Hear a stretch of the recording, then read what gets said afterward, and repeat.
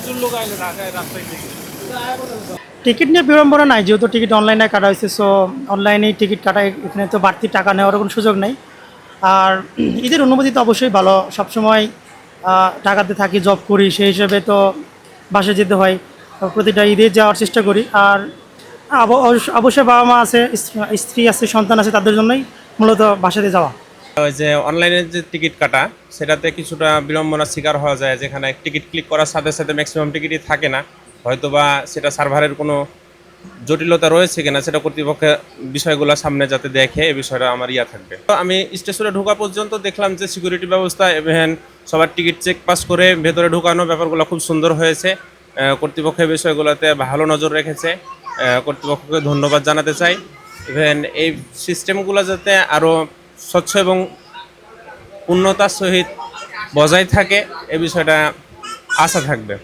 তো যাই হোক, আমরা ওই ফ্যামিলি নিয়ে যাচ্ছি, টিকিট কাটার জন্য সমস্যা হয়নি এবং ঢুকতেও কোনো প্রবলেম হয়নি। আইন শৃঙ্খলা রক্ষাকারী বাহিনী খুব সতর্কতা অবস্থায় আছে এবং আমরা যে জাস্ট টাইমে ট্রেনটা আসছে এটাই সুক্রিয়া, কারণ নীলদারি এক্সপ্রেস হচ্ছে অ্যাক্সিডেন্ট হয়েছে, এই কারণে আপনার ওই সাইডের ট্রেনগুলো বিলম্বিত হচ্ছে। আমরা ভাবছিলাম হয়তো আমাদেরটাও বিলম্বিত হবে, কিন্তু বিলম্বিত হয়নি।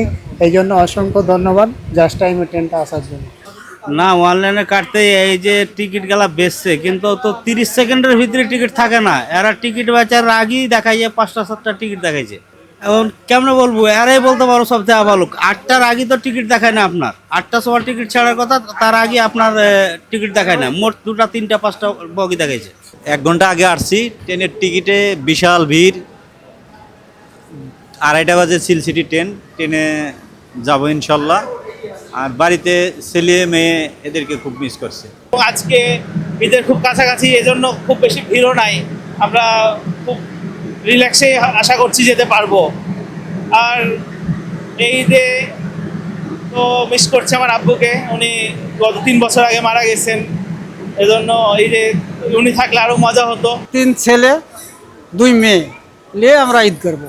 ছোটবেলায় এক ঈদ ছিল, এখন আর এক রকম আসি গেছে, আর এক যুগ আসি গেছে।